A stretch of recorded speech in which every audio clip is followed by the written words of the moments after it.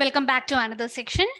നമ്മൾ ഇൻവേഴ്സ് ഓപ്പറേഷൻസിനെ പറ്റി നമ്മൾ പഠിച്ചു അല്ലെ? ഇക്വേഷൻസ് എന്ന ചാപ്റ്ററിൽ ഇൻവേഴ്സ് ഓപ്പറേഷൻസ് എങ്ങനെയാണ് ചെയ്യുന്നത് ഓൾറെഡി നിങ്ങൾ കണ്ടു ഒരു സെക്ഷനിൽ. അപ്പം അതിനകത്തിൽ ഇൻവേഴ്സ് ഓപ്പറേഷൻസിനകത്ത് നമ്മൾ ചെയ്യുന്ന എങ്ങനെയാണ് റിസൾട്ട് നമുക്കറിയാം. ഓൺ ആൻഡ് അൺനോൺ നമ്പറിലുള്ള എന്തെങ്കിലുമൊക്കെ ഓപ്പറേഷൻസ് ചെയ്തിട്ടുള്ള റിസൾട്ട് അറിയാം. നമുക്ക് ചോദിക്കുന്നത് ഫൈനൽ അല്ലെങ്കിൽ ഫൈനൽ ആൻസർ നമുക്കറിയാം. അതിന്റെ ഒറിജിനൽ നമ്പർ കണ്ടുപിടിക്കാനായിരിക്കും ചോദിക്കാം അല്ലെ? അപ്പൊ നമുക്ക് ഇൻവേഴ്സ് ഓപ്പറേഷൻ എങ്ങനെയാണ് ചെയ്യുന്നത്? Always in the reverse order, from the last two the first ആണ് നമ്മൾ ചെയ്യുന്നത്. ആ വേർഡ് തന്നെയുണ്ട് ഇൻവേഴ്സ്, റിവേഴ്സ് ഓർഡർ അല്ലെ? അപ്പൊ നമ്മൾ പ്രോബ്ലംസ് ചെയ്യുമ്പോൾ മൾട്ടിപ്ലിക്കേഷൻ ഉള്ള ഡിവിഷൻ ആയിട്ട് മാറും, അഡീഷൻ ഉള്ളത് സബ്ട്രാക്ഷൻ ആകും, അതേപോലെ തന്നെ സബ്ട്രാക്ഷൻ അഡീഷൻ ആകും, ഡിവിഷൻ മൾട്ടിപ്ലിക്കേഷൻ ആകും, സ്ക്വയർ റൂട്ട് ആകും.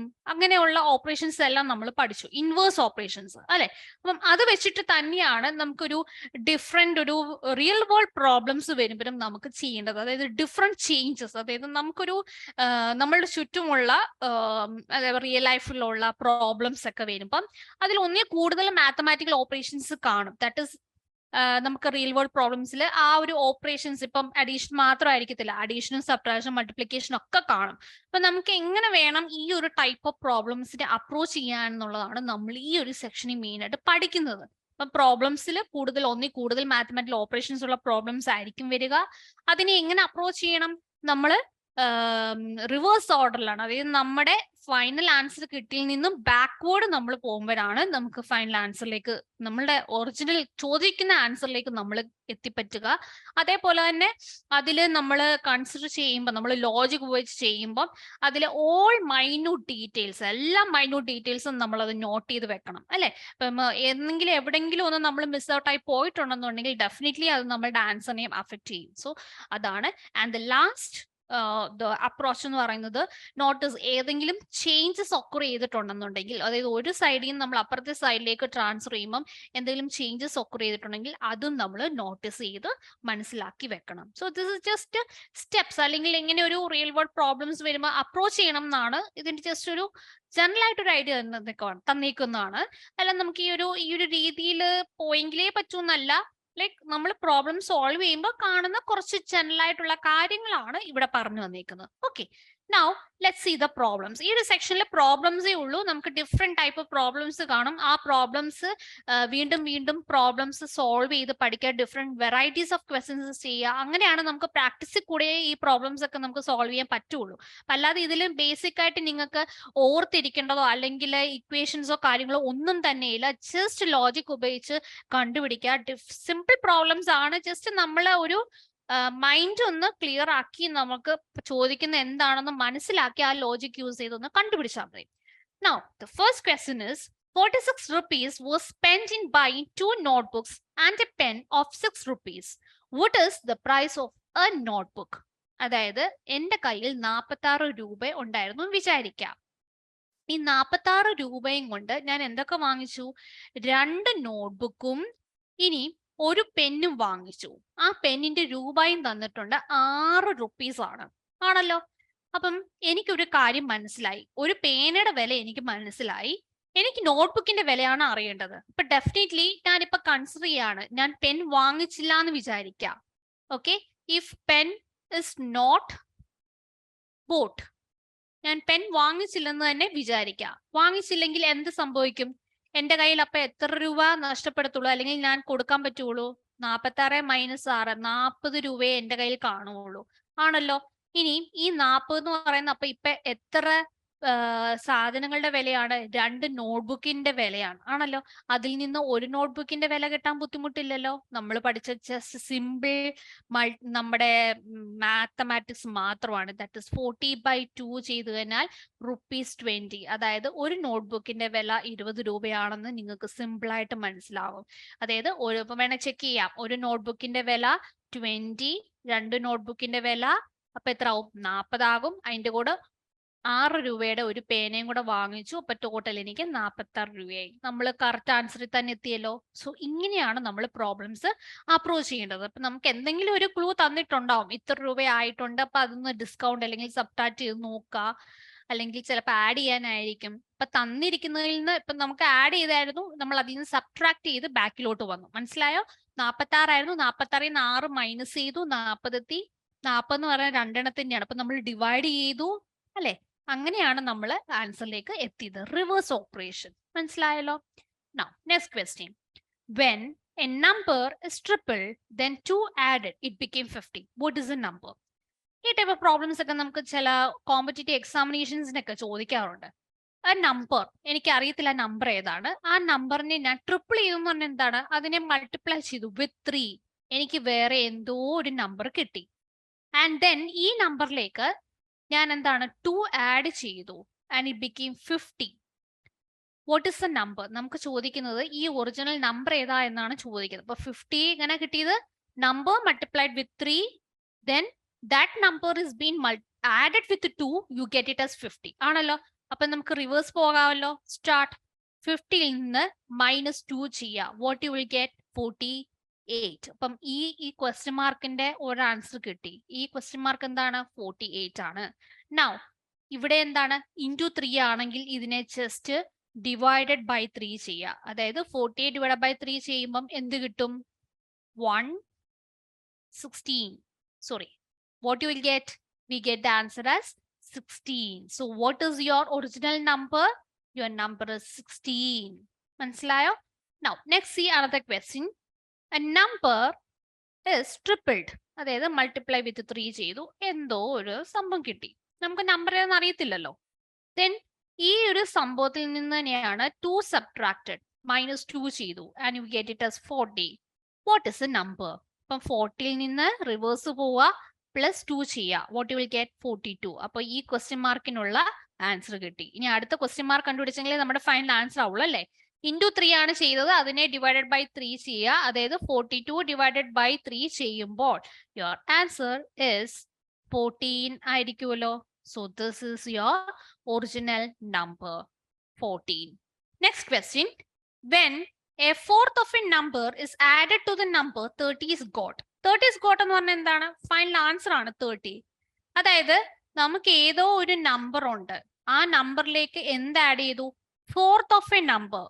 ഫോർത്ത് എന്ന് പറഞ്ഞാൽ എന്താണ്? 1/4 എന്നാണ്. എ ഹാഫ് എന്ന് പറയുമ്പോൾ നമ്മൾ എന്താണ്? 1/2 ആണല്ലോ. എന്ന് പറഞ്ഞ പോലെ a fourth means 1/4 of that number add ചെയ്തു, you get the answer as 30. അതായത് 1/4 ആഡ് ചെയ്യുന്ന നമ്പറിലേക്ക് ആഡ് ചെയ്യുമ്പോൾ അതിന്റെ അർത്ഥം എന്താണ്? 5/4 of the number is equal to 30 എന്നാണല്ലോ. അതായത് യുവർ നമ്പർ എന്ന് പറയുന്നത് നോ അല്ല കേട്ടോ, ഇതിനെല്ലാം നമ്പർ ആണേ, ഫുൾ എഴുതുന്നില്ല. നമ്പർ എന്ന് പറയുന്നത് എന്തായിരിക്കും? 4/5 ഓഫ് 30 ആയിരിക്കും ആണല്ലോ. ഡൗട്ട് ഉണ്ടോ? കാര്യം എന്താണ്? ഈ 4നെ നമ്മൾ ഇങ്ങേക്ക് കൊണ്ടുവന്നു, 5നെ താഴേക്കും കൊണ്ടുവന്നു. Cross multiplication. 4 മുകളിലോട്ട് പോയി, 5 താഴോട്ട് പോയി. കാരണം നമുക്ക് കണ്ടുപിടിക്കണം ഒറിജിനൽ നമ്പർ എത്ര ആണ്. സോ യു ഗെറ്റ് 5 ഇന്ന് 6 വരും and the number will be 24. What is the number? 24. Understood? Next question. Simple. നമ്മുടെ ആ ഒരു ലോജിക് യൂസ് ചെയ്ത് നമ്മൾ കണ്ടുപിടിക്കുന്നു. Look at the problems given below. The result is given after doing some operations to a number. Find out the number in each case. എന്തൊക്കെയോ operations ചെയ്ത് നമുക്കൊരു number കിട്ടുന്നു, നമുക്ക് നമ്പർ കണ്ടുപിടിക്കാനാണ് വീണ്ടും ചോദ്യം. പല രീതിയിൽ ചോദിക്കുന്നേ ഉള്ളൂ. 20 is added to. ഇപ്പൊ നമ്മൾ ഓരോ വേർഡ് ബൈ വേർഡ് ആയിട്ട് മനസ്സിലാക്കി ചെയ്താൽ കുഴപ്പമില്ല. 20 is added to half of a number. Half of A number എന്ന് പറയുമ്പോൾ 1/2 ഓഫ് ദി നമ്പർ ആണല്ലോ. ഗിവ്സ് എന്ന് പറഞ്ഞാൽ ഈക്വൽ ടു 100. അപ്പൊ നമുക്ക് ഹാഫ് ഓഫ് ദി നമ്പർ എന്ന് പറയുന്നത് എത്രയായിരിക്കും? ഈ 20നെ നമ്മൾ ഇപ്പുറത്തെ സൈഡിലേക്ക് ട്രാൻസ്ഫർ ചെയ്തു. That is 100 - 20. Now what is your number over here? ഈ 100 - 20 80 കിട്ടും. 18 × 2 ചെയ്യാം ആണല്ലോ. ഇത് ഡിവിഷൻ ആയിരുന്നു, ഇപ്പുറത്തേക്ക് വന്നപ്പോൾ അത് മൾട്ടിപ്ലിക്കേഷൻ ആയി. മനസ്സിലായോ? Reverse process, that is inverse operation, and you get the number as 160. Again another question. 2 added, okay, 2 added 1/3 part of a number. 1/3 part of a number means 1/3 of number gives 20. അങ്ങനെ ആകുമ്പോൾ 1/3 of number എന്താണ്? ഓരോ സ്റ്റെപ്പായിട്ട് ചെയ്താൽ മതി. ഇവിടെ add ചെയ്ത സാധനം ഇപ്പുറത്ത് വരുമ്പോൾ മൈനസ് ആവും. So 20 - 2 which is equal to 18. Now what is your original number? 18 × 3 which is 54. മനസ്സിലായോ? Coming to another question. Simple problems ആണ് ഇതെല്ലാം. 100 is 2 subtracted 3 times of a number. 100 is എന്നാണ്. അപ്പൊ 100 is എന്ന് പറഞ്ഞാൽ 100 equal to 2 subtracted 3 times of a number. So 2 minus 3 times of a number എന്ന് എഴുതുവോ അതോ 3 times of a number minus 2 എന്ന് എഴുതുവോ? Which is correct? This is correct. കാര്യം എന്താണ്? 2 subtracted 3 times of a number ന് അർത്ഥം 2 is subtracted from the 3 times of a number. അതായത് 3 times of the number ഉണ്ട്, അതിൽ നിന്നാണ് 2 subtract ചെയ്യുന്നതെന്നാണ് ഉദ്ദേശിക്കുന്നത്. 2 subtracted 3 times of a number. മനസ്സിലായോ? 3 times of a number ഉണ്ട്, അതിൽ നിന്നാണ് 2 സബ്ട്രാക്ട് ചെയ്യുന്നത്. പിന്നെ നമ്മൾ ഫ്രം ദറ്റ് നമ്പർ എന്നാണ് പറയുന്നത്. അപ്പൊ അവിടെ ശ്രദ്ധ, നമ്മളുടെ മൈൻഡ് നല്ല കീൻ ആയിട്ട് ഇരിക്കണം. 2 minus 3 number 3 times of a number എന്ന് എഴുതിയിട്ടുണ്ടെങ്കിൽ നിങ്ങളുടെ ആൻസർ തന്നെ തെറ്റിപ്പോവും. The correct answer is 3 times of a number minus 2 ആണ്, വിച്ച് ഇസ് നത്തിങ് ബട്ട് 100 എന്നാണ്. സോ അങ്ങനെയാണെങ്കിൽ 100 plus 2 സബ്ട്രാക്ട് ചെയ്ത സാധനം ഇപ്പുറത്ത് വരുമ്പോൾ അഡീഷൻ ആയി into 3 times of a number ആണല്ലോ. അങ്ങനെയാണെങ്കിൽ നമ്മുടെ നമ്പർ എന്ന് പറയുന്നത് എന്താണ്? 100 plus 2 which is 102 by 3. What is 102 by 3? You get it as, what is 102 by 3? You get it as 34. 3 3s are 9, 4, 34. So what is your number over here? 34. Now, next question. 1/3 part of 4 added to a number. 1/3 part of 4 എന്ന് പറയുമ്പോൾ നിങ്ങൾ പെട്ടെന്ന് അതിനെ ഈ ഒരു ഇത്രയും സംഭവം ഇങ്ങനെ വായിച്ചിട്ട് ഇതിനെ കൊണ്ട് 4/3 എന്നൊന്നും എഴുതിയേക്കില്ല. 1/3 part of 4. അപ്പൊ 4/3 അല്ലേ എന്നൊരു ഡൗട്ട് വരും. അങ്ങനെയല്ല അതിനെ മനസ്സിലാക്കി അതിൽ വ്യാഖ്യാനിച്ചെടുക്കേണ്ടത്. ഇങ്ങനെയുള്ള കാര്യങ്ങളാണ് ജസ്റ്റ് നമ്മളൊന്ന് ശ്രദ്ധിക്കേണ്ടത്. കാരണം 1/3 part of 4 എന്ന് പറഞ്ഞ് നമ്മൾ ഉടനെ അതിനെ 4/3 എന്ന് പറഞ്ഞ് എഴുതി വെച്ചിട്ടുണ്ടെന്നുണ്ടെങ്കിൽ നിങ്ങളുടെ ആൻസർ എൻറ്റയർലി മാറിപ്പോവും. നിങ്ങൾക്ക് കിട്ടുന്നതും വേറെ നമ്പർ ആയിരിക്കും. അപ്പൊ 1/3 part of എന്ന് പറഞ്ഞാൽ നമ്മളുടെ ഈ ഒരു മാത്തമാറ്റിക്കൽ പ്രോബ്ലം ഓഫ് എന്ന് പറഞ്ഞാൽ മൾട്ടിപ്ലിക്കേഷൻ എന്നാണ് ഉദ്ദേശിക്കുന്നത്. So 1/3 part of. ഇനിയാണ് ശ്രദ്ധിക്കേണ്ടത്, ഇവിടം തൊട്ട് ഒരുമിച്ചാണ്. 4 added to a number. What is that? 4 added to a number. 4 added to a number. നമുക്ക് ഏതോ ഒരു നമ്പർ ഉണ്ട്. Gives means equal to 200. ഇങ്ങനെയാണല്ലോ വരുന്നത്. അപ്പം ഇതിൽ നിന്ന് 1/3 നമുക്ക് ഇപ്പുറത്തെ അതർ സൈഡിലേക്ക് കൊണ്ടുവരണം. So 4 times of your number എന്ന് പറയുന്നത് 1/3 മൾട്ടിപ്ലൈ ചെയ്യുന്നു. ഡിവിഷൻ ആയിരുന്നു. 1/3 എന്ന് കടന്ന് ഇപ്പുറത്തേക്ക് വരുമ്പം 200 into 3 എന്ന് വരും, which is nothing but 600. അപ്പൊ നമ്മുടെ നമ്പർ എന്തായിരിക്കും? ഒറിജിനൽ നമ്പർ ഈ ഒരു 4നെ കൂടെ സബ്ട്രാക്ട് ചെയ്യണം അല്ലെ. 600 minus 4 ചെയ്യണം. അപ്പൊ നമുക്ക് കിട്ടും 596 എന്ന് പറഞ്ഞു കിട്ടും. This is your final answer. അപ്പൊ മനസ്സിലായോ? 1/3 part of 4 എന്ന് പെട്ടെന്ന് വായിച്ചിട്ട് അതിനെ 4/3 എന്ന് എഴുതി വെക്കരുത്. That is added to a number എന്ന് പറഞ്ഞ് എഴുതിയിട്ടുണ്ടെന്നുണ്ടെങ്കിൽ നമ്മുടെ ആൻസർ തെറ്റും. അങ്ങനെ ആയിരിക്കില്ല ആൻസർ കിട്ടുക. സോ 1/3 part of എന്ന് പറയുന്നത് നമ്മുടെ മാത്തമാറ്റിക്കൽ പ്രോബ്ലംസിൽ ഇങ്ങനത്തെ ടൈപ്പ് ഓഫ് പ്രോബ്ലംസ് ഓഫ് എന്ന് ഉദ്ദേശിക്കുന്നത് 1/3 part of അല്ല, എല്ലാ ഓഫിനും അല്ല. 1/3 part of 4 added to a number എന്ന് വെച്ചാൽ 1/3 into എന്നാണ് ഉദ്ദേശിക്കുന്നത്. Okay, multiplication. Alright, next question. 30 is twice of 2 subtracted from a number. മുമ്പേ നമ്മൾ കണ്ട പോലെ 30 എന്ന് പറയുന്നത് twice of ആണ്. അപ്പം മൾട്ടിപ്ലിക്കേഷൻ ആണ്. 2 subtracted from a number. അപ്പൊ അതിനെ നമ്പർ -2 എന്ന് എഴുതുവോ 2 മൈനസ് നമ്പർ എന്ന് എഴുതുവോ? നമ്പർ -2 എന്ന്. കാര്യം നമ്പറിൽ നിന്നാണ് 2 സബ്ട്രാക്ട് ചെയ്യുന്നത്, നമ്പർ -2. സോ 30/2 നമുക്ക് ഇങ്ങോട്ടേക്ക് കൊണ്ടുവരാമല്ലോ. 30/2 will be equal to number -2 ആയിരിക്കും. നമ്മുടെ നമ്പർ എന്ന് ഉദ്ദേശിക്കുന്നത് അൺനോൺ നമ്പറിനെയാണ്. അപ്പം ഒറിജിനൽ നമ്പർ കണ്ടുപിടിക്കാൻ ഈ 30/2 എന്ന് പറയുന്നത് 15 ആണ്. ഈ -2നെ ഇപ്പുറത്തേക്ക് കൊണ്ടുവന്നു. അതായത് 15 + 2 = 17 എന്ന് പറഞ്ഞിട്ടായിരിക്കും കിട്ടുക. ഈ സൈഡിലെ ഞാൻ ഇപ്പൊ താഴത്തേക്ക് എഴുതിയപ്പോഴത്തേക്കിനെ നമ്പർ എന്ന് പറഞ്ഞ് എഴുതി. കാര്യം ആക്ച്വലി 2നെ ഇപ്പുറത്തെ സൈഡിലേക്ക് കൊണ്ടുവന്നത്. That is 15 + 2 you get it as 17. Okay, അപ്പൊ ഇവിടെ മനസ്സിലായാലോ? സെയിം ഒരു ടൈപ്പ് ഓഫ് പ്രോബ്ലം ആണ്. Twice of 2 subtracted from A number എന്ന് പറയുന്നത്. Okay, another question. 3 subtracted from double is 101. 3 subtracted. അപ്പം 3 subtracted from double of a number. അപ്പൊ double of a number എന്ന് പറയുമ്പോൾ 2 twice of a number ഇന്ന് 3 subtract ചെയ്യുമ്പോൾ കിട്ടുന്നത് 101 ആണ്. അങ്ങനെയാണെങ്കിൽ ഡബിൾ ദാറ്റ് നമ്പർ എന്തായിരിക്കും? 101 + 3 which is 104 ആയിരിക്കും. ആൻഡ് ദ നമ്പർ എന്ന് പറയുന്നത് 104 divided by 2 ആയിരിക്കും. What is the answer? It's 52. ഇത്ര നേരം ജസ്റ്റ് സിമ്പിൾ ഇതായിരുന്നല്ലോ. ഇനി നമുക്കൊരു വേർഡ് പ്രോബ്ലം നോക്കാം. Ram and his friends bought sweets. For 5 sweets bought together, they got a discount of 5 rupees and cost them 50 rupees. Had they bought the sweets separately, how much would each have to spend? Okay, സംഭവം ഇത്രയേ ഉള്ളൂ. രാമും രാമിന്റെ കൂട്ടുകാരും കൂടെ sweets വാങ്ങിക്കാൻ പോയി. 5 sweets ആണ് അവർ വാങ്ങിച്ചത്. ആ 5 സ്വീറ്റ്സ് ഒരുമിച്ച് വാങ്ങിച്ചപ്പോൾ they got a discount of 5 rupees. 5 രൂപ കുറച്ച് കിട്ടി. അതിന് കോസ്റ്റ് ദം, ആ 5 രൂപ കുറച്ച് അവർക്കപ്പം കിട്ടിയത് 50 രൂപയാണ് അവർ കൊടുത്തത്. 5 രൂപ കുറച്ച് കിട്ടി. അങ്ങനെ അപ്പം അവര് കടക്കാരന് കൊടുത്തത് 50 രൂപയാണ്. Had they bought the sweets separately, how much would each have to spend? ചിലപ്പം നമ്മൾ ചെല്ലത്തില്ലേ, ഒരുമിച്ച് വാങ്ങിക്കുമ്പോൾ ഡിസ്കൗണ്ട് കിട്ടും, അല്ലെങ്കിൽ ഇൻഡിവിജ്വലി ചെല്ലുമ്പോൾ അത്രയും നമുക്ക് കിട്ടത്തില്ല, ഒറിജിനൽ പ്രൈസ് തന്നെ കൊടുക്കേണ്ടി വരും എന്ന് പറഞ്ഞ സെയിം കോൺസെപ്റ്റ് തന്നെ. ഇപ്പൊ അവര് സെപ്പറേറ്റ്ലി ഓരോരുത്തർ പോയി വാങ്ങിക്കുമായിരുന്നെങ്കിൽ ചിലപ്പോൾ ഒറിജിനൽ പ്രൈസ് തന്നെ ആയിരിക്കും കൊടുക്കുക. ഒരുമിച്ച് വാങ്ങിച്ചുകൊണ്ട് 5 രൂപ കുറച്ച് കൊടുത്തു. അങ്ങനെയാണെങ്കിൽ എത്രയായിരിക്കും ആ സ്വീറ്റിന്റെ ഒറിജിനൽ വില എന്നാണ് ചോദിച്ചേക്കുന്നത്. അപ്പൊ നമുക്കറിയാം നമ്മളുടെ കയ്യിൽ ഉണ്ടായിരിക്കുന്ന ടോട്ടൽ നമ്മൾ കോസ്റ്റ് എത്രയാണ്? 50 ആണ്, which is the given to the shopkeeper അല്ലെ? Given to the shop after discount അല്ലെ? ആഫ്റ്റർ ഡിസ്കൗണ്ടിന് ശേഷം നമ്മൾ കടക്കാരന് കൊടുത്ത രൂപയാണ് ഈ ടോട്ടൽ 50. ബട്ട് ആക്ച്വൽ അതാണോ? അല്ല. ആക്ച്വൽ പ്രൈസ് എന്ന് പറയുന്നത്, അല്ലെങ്കിൽ നമുക്ക് കിട്ടേണ്ട ആക്ച്വൽ പ്രൈസ് എന്ന് പറയുന്നത് നമ്മൾ കടക്കാരന് ഡിസ്കൗണ്ടും ഇപ്പൊ നമുക്ക് കിട്ടിയിരുന്നില്ലെങ്കിൽ എത്ര കൊടുക്കണമായിരുന്നു? 50 + 5, അതായത് 55 രൂപയായിരുന്നു ഒറിജിനൽ പ്രൈസ് എന്ന് പറയുന്നത്. ആക്ച്വൽ പ്രൈസ് എന്ന് പറഞ്ഞാൽ 55 ആണ് 5 സ്വീറ്റ്സിന്റെ. അങ്ങനെയാണെങ്കിൽ ഈച്ച് സ്വീറ്റിന്റെ എത്ര ആയിരിക്കും?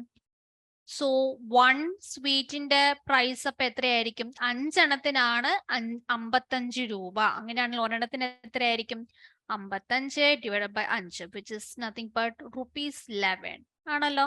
55 സിമ്പിൾ മാത്തമാറ്റിക്സ് 11 ആയിരിക്കും നമുക്ക് കിട്ടുക. സോ 11 രൂപ ആണ് ഒരു സ്വീറ്റിന്റെ വില ആണല്ലോ. അങ്ങനെ നമുക്ക് 5 എണ്ണം ഉണ്ടെങ്കിൽ 55. അപ്പം ആ 55 നിന്നാണ് നമ്മൾ ഡിസ്കൗണ്ട് കുറച്ച് നമുക്ക് 50 കിട്ടിയത്. മനസ്സിലായോ? ഡിസ്കൗണ്ട് കുറയ്ക്കുകയാണ്. നമുക്കപ്പോ ഫൈനൽ നമുക്ക് ഒറിജിനൽ സ്വീറ്റിനെ കണ്ടുപിടിക്കണമെങ്കിൽ 50യുടെ കൂടെ +5 ആഡ് ചെയ്തു, അത് ഇൻവേഴ്സ് ഓപ്പറേഷൻ ചെയ്തു. പിന്നെ 5 സ്വീറ്റിന്റെ ആയിരുന്നു 55. നമ്മൾ നേരത്തെ ഈ ഒരു സെറ്റ് ഓഫ് പ്രോബ്ലം കണ്ടതാ. 55 എണ്ണം എന്ന് പറയുന്നത് 55 രൂപ എന്ന് പറയുന്ന 5 എണ്ണത്തിന്റെ. അപ്പൊ ഒരെണ്ണത്തിന് കണ്ടുപിടിക്കാൻ just definitely we have to divide it അല്ലെ? അപ്പം അങ്ങനെ കിട്ടും 11 rupees. Alright, next question. The perimeter of a rectangle is 30 meters and one of its side is 5 meters. How many meters is the other side? ഒരു rectangle ഉണ്ടെന്ന് വിചാരിക്കുക. ആ ഒരു റെക്ടാങ്കിളിന്റെ perimeter എന്ന് പറഞ്ഞാൽ എന്താണ്? നമുക്കിപ്പോ ലെന്തും ബ്രെഡ്ത്തും ഉണ്ടെങ്കിൽ ഇതിന്റെ സമ്മ് എല്ലാം കൂടെ ആഡ് ചെയ്യും. ഇവിടുത്തെ ഇത് ലെന്ത് തന്നെ ആയിരിക്കും, ഇതും ബ്രെഡ്ത്ത് ആയിരിക്കും. അപ്പം L + B എന്ന് പറയുന്നതാണ് നിങ്ങളുടെ 30. അതായത് പെരിമീറ്റർ എന്ന് പറയുന്നത് സം ഓഫ് ഇറ്റ് സൈഡ്സ് ആണ് അല്ലെ? Perimeter is equal to 30 meters. അപ്പം അതിന്റെ സം ഓഫ് സൈഡ്സ് എന്ന് പറയുന്നത് എത്രയായിരിക്കും? Sum of sides is equal to 30/2, which is equal to 15. അതായത് ഇതിപ്പോ നമുക്ക് ഇക്വേഷൻ കിട്ടുന്നത് 2 × L + B എന്നുള്ള ഫോർമാറ്റ് അല്ലേ? 2 × L + B എന്ന് പറയുന്നത് 30 വരും. L + B എന്ന് പറയുന്നത് എന്താണ്? 30 ആണ്. ആ ഒരു സെയിം ഇത് തന്നെ ഇവിടെ സം ഓഫ് സൈഡ്സ് എന്ന് പറയുന്നത് 15 കിട്ടും. അല്ല, ഒരു സൈഡിൻ്റെത് തന്നിട്ടുണ്ട്, ലെന്ത് എത്രയാണ്? 5 meters എന്ന് പറഞ്ഞ് തന്നിട്ടുണ്ട്. അങ്ങനെയാണെങ്കിൽ അതർ സൈഡിന്റെ കണ്ടുപിടിക്കാൻ ഞാൻ എന്ത് ചെയ്യണം? Just subtract from the total. അതായത് സം ഓഫ് സൈഡ്സ് രണ്ട് സൈഡിന്റെയും കൂടെ L + B ആണ് 30. Sorry, 30/2 it's 15. Sum of side രണ്ട് സൈഡിന്റെയും കൂടെ 15 ആണ്. 15 - 5 ചെയ്യുക, ദാറ്റ് ഇസ് 10 meters ആണ് അതർ സൈഡിന്റെ length. This is how the perimeter questions are coming. Okay, now one more question. Half a number added to the number gives 201. Half a number means 1/2 of a number added to the number gives 201. But half plus 1, half of the number plus number എത്ര ആയിരിക്കും? 3/2 of the number is equal to 201. അപ്പൊ അതിൽ നിന്ന് number എന്ന് പറയുന്നത് എന്താണ്? നമ്മുടെ original number എന്താണ് 201 into 2 the whole divided by 3. 3ൽ എത്ര 6 67 വരും. 67 into 2 എന്ന് പറയുന്നത് 134. And my answer is 134. So this is how we should do the problems. അപ്പം നമുക്ക് ഓരോ സെറ്റ് ഓഫ് പ്രോബ്ലംസ് വരുമ്പോഴും അതിനെ അപ്രോച്ച് ചെയ്യേണ്ടത് ആ ഒരു ക്വസ്റ്റിനെ എടുത്തിട്ട് ഒന്ന് നല്ലതായിട്ട് ഗ്രേസ് എടുക്കുക. എന്താണ് ഉദ്ദേശിക്കുന്നത്, അതിൽ എന്ത് ഒരു വായിക്കുമ്പോൾ നമുക്ക് മനസ്സിലാവുമല്ലോ അതിൽ എന്തൊക്കെ ഓപ്പറേഷൻസ് ആണ് വരുന്നത് എന്നുള്ളതൊക്കെ നമുക്ക് മനസ്സിലാവും. അത് വെച്ചിട്ട് ഒരു ഇക്വേഷൻ പോലെ നമ്മൾ സെറ്റ് ചെയ്യുക. നമ്മൾ എക്സ് ഒന്നും ഇവിടെ എടുക്കുന്നില്ല, കാര്യം അത് ആൽജിബ്രിക് മെത്തേഡ് യൂസ് ചെയ്യുമ്പോഴാണ്. ഇൻവേഴ്സ് ഓപ്പറേഷനിൽ നമ്മൾ ജസ്റ്റ് നമ്പറിനെ നമ്പറായിട്ട് തന്നെ എടുക്കുക, അതിനെ വേറെ ഇതായിട്ടൊന്നും അസൈൻ ചെയ്യേണ്ട കാര്യമില്ല. Okay, now let's have A quick recap of the summary. നമ്മൾ കണ്ടു, നമ്മൾ ഇൻവേഴ്സ് ഓപ്പറേഷൻസ് ആണ് ചെയ്തത്. അതിൽ അഡീഷൻ ഉണ്ടെങ്കിൽ അതിനെ സബ്ട്രാക്ഷൻ ആക്കുന്നു, സബ്ട്രാക്ഷനെ അഡീഷൻ ആക്കുന്നു, മൾട്ടിപ്ലിക്കേഷൻ ഡിവിഷൻ ആവുന്നു, ഡിവിഷൻ മൾട്ടിപ്ലിക്കേഷൻ ആവുന്നു, ഇനിയും സ്ക്വയർ ഉള്ളത് റൂട്ടും ആയി മാറുന്നു അല്ലെ. സോ ഈ ഒരു ഇൻവേഴ്സ് ഓപ്പറേഷൻ വെച്ചിട്ട് തന്നെ എങ്ങനെയാണ് റിയൽ വേൾഡ് പ്രോബ്ലംസ് വരുമ്പോൾ സോൾവ് ചെയ്യുന്നതെന്നാണ് നമ്മൾ ഈ ഒരു സെക്ഷനിൽ കണ്ടത്. Okay, that's it. Manorama Horizon, learning made simple.